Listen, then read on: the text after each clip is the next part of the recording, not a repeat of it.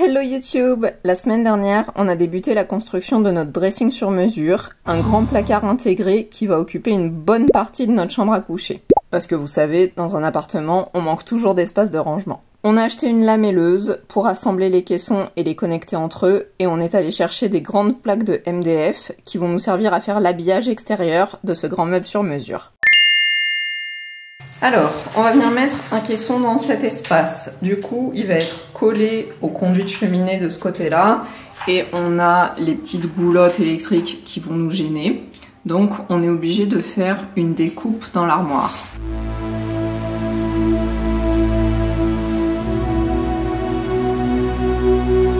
On a déjà fait l'encoche au fond pour que ça aille bien s'encastrer contre le mur. Et maintenant, il va falloir qu'on découpe en partie tout le côté du caisson, enfin en tout cas la petite marque que j'ai faite ici. Et ça, il n'y a pas besoin de le découper entièrement parce qu'on voudrait quand même laisser un peu de stabilité pour que l'armoire tienne quand même debout, parce que finalement c'est un peu ça qui sert de pied à l'armoire, en tout cas qui sert de socle. Donc on va tester de faire ça avec une défonceuse. C'est la première fois qu'on l'utilise, Stéphane est en train de la préparer, on vient juste de la sortir du carton. C'est une défonceuse qu'on a achetée à Lidl. On a les petits forêts qui étaient vendus avec, et on a acheté aussi une autre boîte où il y a d'autres trucs à l'intérieur, des genres de petites toupies comme ça. On a fait un premier essai pour voir ce que ça allait donner sur notre petite planche de test. Ben, c'est pas trop mal, hein. Donc ça c'était les parties où on a testé à main levée en essayant de faire plus ou moins des rectangles, et ça du coup c'était avec le guide qui est fourni avec l'appareil, et c'est plutôt pas mal parce qu'on a un résultat assez plat, et puis surtout bah, ça nous permet de conserver de l'épaisseur ici pour avoir un support pour notre armoire.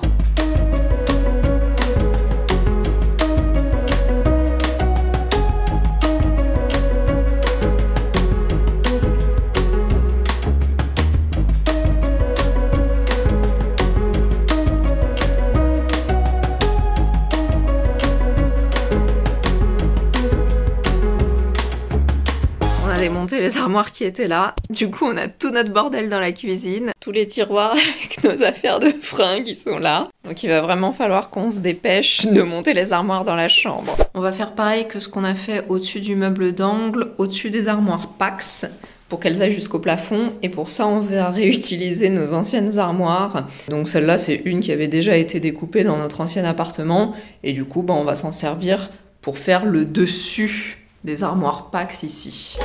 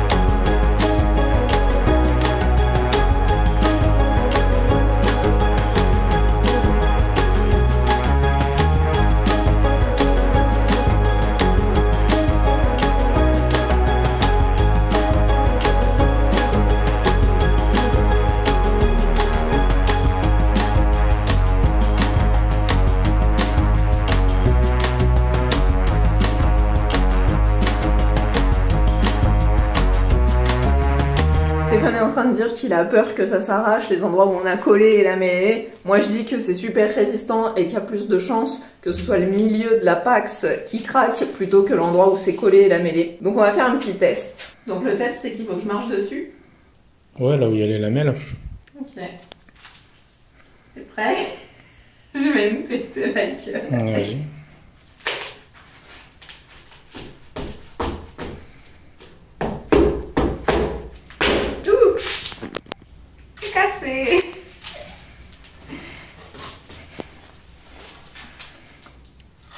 C'est quoi qui a cassé alors? C'est le la mélaminé planche. qui a cassé, les lamelles elles ont pas cassé. Vas-y, écarte. Ouais, donc l'assemblage il a maintenu, mais en fait c'est là que c'est la planche qui tient pas. Bah oui, c'est ce que je dis, la planche elle est moins solide que les lamelles et que la colle. T'es rassuré? Ouais.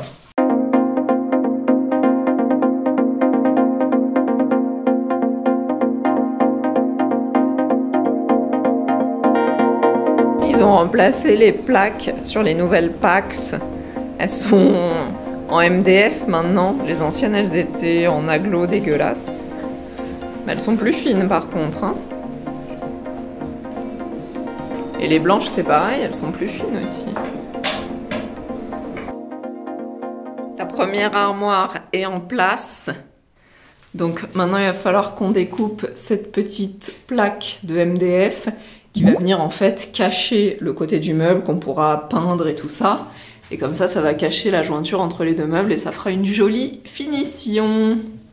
Et évidemment, on va faire ça sur tous les côtés de toutes les armoires. Comment faire une règle de maçon de 3 mètres quand tu n'as qu'une règle de maçon d'1,50 m? Utiliser un rail à placo.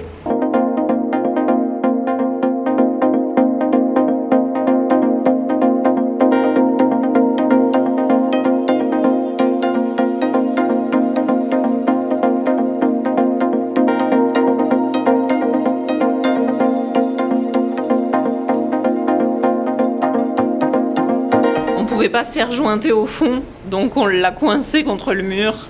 Comme ça va coller bien plaqué. Next one. J'aime bien ici, c'est comme un labyrinthe. Regardez cette découpe magnifique. Qu'est-ce que c'est beau cet arrondi là. Je suis impressionnée par les capacités de Stéphane.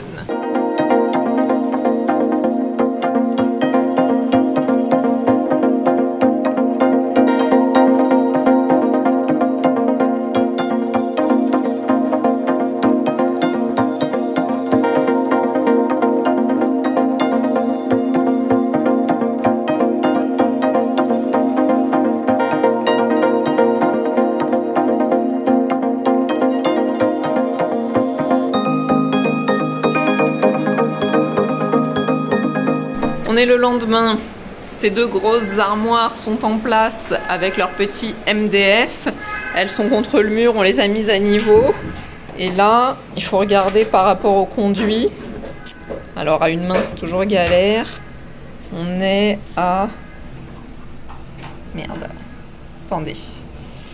On est à 27,7. Et de l'autre côté... Tac, tac, tac, tac. On est à 27,89. Je pense qu'on n'est pas trop mal. On peut fixer tout ça. Bon bah Stéphane avait tout fixé et maintenant on est obligé de tout enlever parce qu'en fait c'est pas aligné avec les autres meubles et ce meuble là il est un peu chiant parce que il est positionné contre les deux murs et comme les deux murs sont pas tout à fait droits ni tout à fait à 90 comme d'hab, et bah du coup on a un problème d'alignement sur l'ensemble des meubles. Donc ça veut dire que celle-là, il va falloir qu'on la tire un peu vers nous pour pouvoir aligner les trois meubles ici. Les trucs Leroy Merlin, ils sont hyper loin. Ça, la patte de fixation, elle est hyper loin du trou du meuble. Donc on sait pas comment on va venir les fixer jusqu'au trou qui est ici. Qui a une vis aussi longue, franchement? Il faut rentrer le tournevis dans ce trou et essayer de bien viser sans rien perdre. Challenge accepted.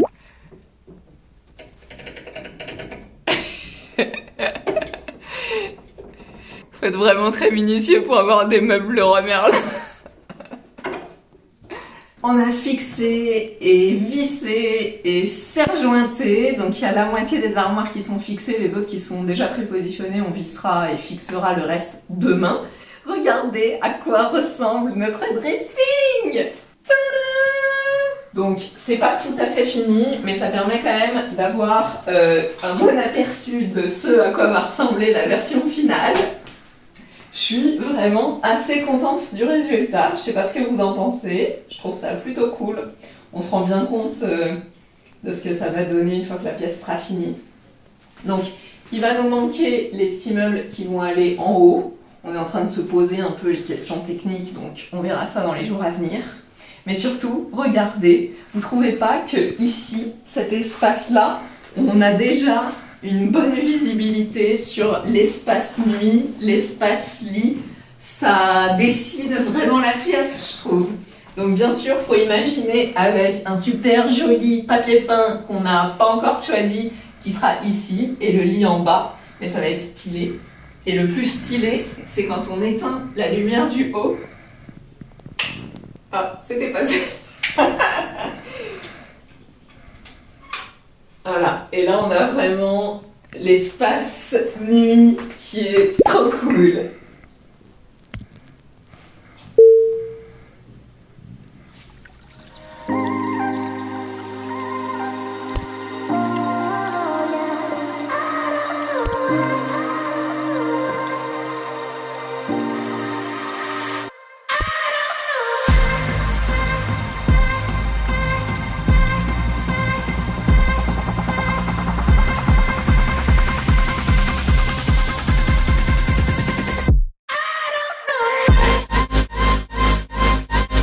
Bon bah après réflexion, Stéphane est en train de démonter les petits meubles parce que les équerres qui sont vendus avec le meuble Leroy Merlin, ça là, on trouve pas ça très sécurisant pour aller fixer les meubles au mur.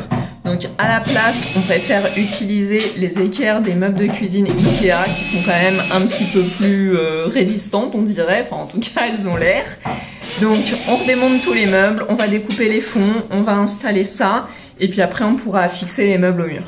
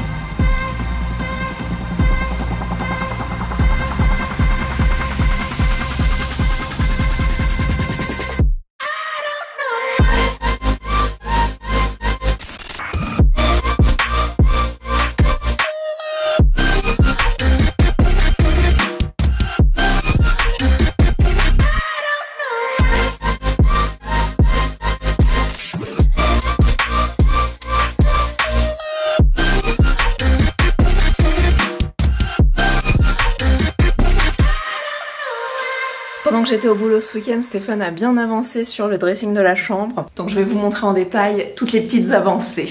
Donc voilà à quoi ressemble le dressing.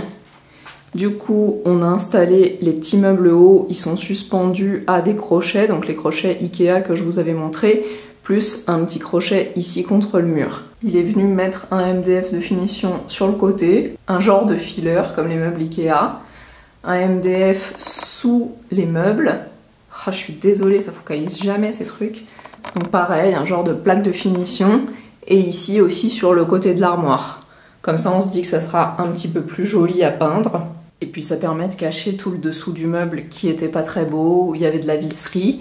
Et puis aussi, il y avait un creux entre le meuble et le mur. Donc là, comme ça, tout est caché. Et les petits jours qui restent, bon, on les comblera avec du mastic juste avant de faire la peinture, en fait. On a dû mettre quelques vis en dessous. Mais pareil, ça sera comblé avec de la pâte à bois.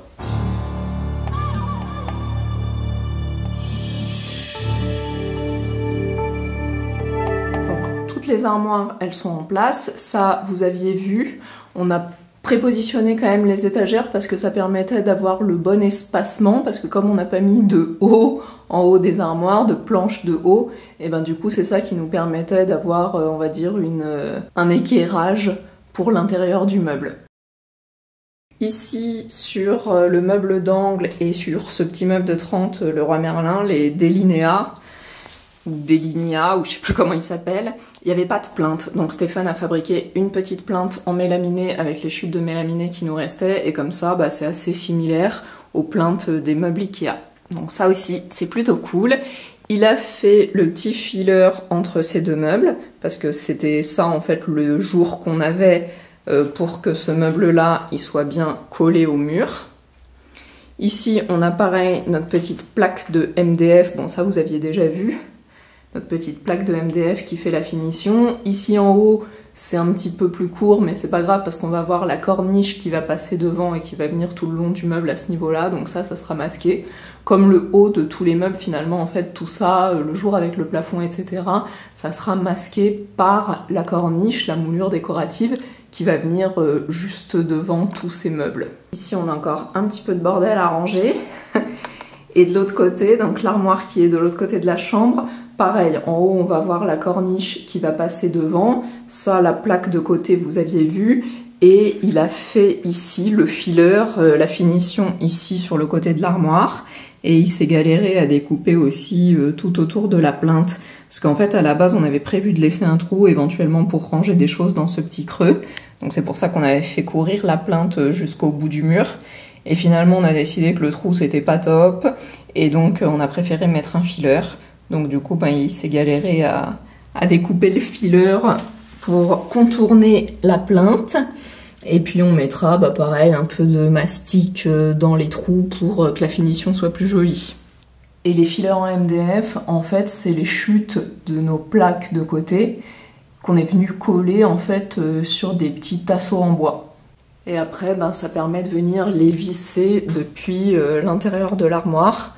Parce que sinon, la petite plaque de MDF de 6 mm, on savait pas comment la faire tenir. Je sais pas ce que vous en pensez, mais je pense qu'on peut dire qu'on ne s'est pas trop loupé. Après, bien sûr, ça a l'air un petit peu bizarre comme ça, parce qu'il n'y a pas du tout d'aménagement intérieur. La structure est terminée, mais il nous manque encore les portes, il nous manque les moulures qui vont venir habiller tout le haut de l'armoire. Au départ, on avait décidé qu'on allait remettre nos affaires dedans pour pouvoir vivre convenablement, et aussi pour déblayer tout l'espace cuisine, parce que je vous ai montré, vous avez vu, c'est vraiment le bordel là-bas. Mais en fait, quitte à avoir tout déblayé et être en si bonne voie, on se dit qu'on a plutôt intérêt à avancer sur la chambre, à finir justement la pose de toutes les moulures sur les murs, les moulures au plafond, le papier peint, et de faire les peintures et de finaliser complètement cette pièce. Du coup, c'est ce qu'on va faire sur les prochaines semaines. Si la construction de meubles en mélaminé Ikea vous intéresse, vous pouvez voir la vidéo sur la construction de notre cuisine. Moi, je vous fais des bisous et je vous retrouve très bientôt pour la suite de la chambre.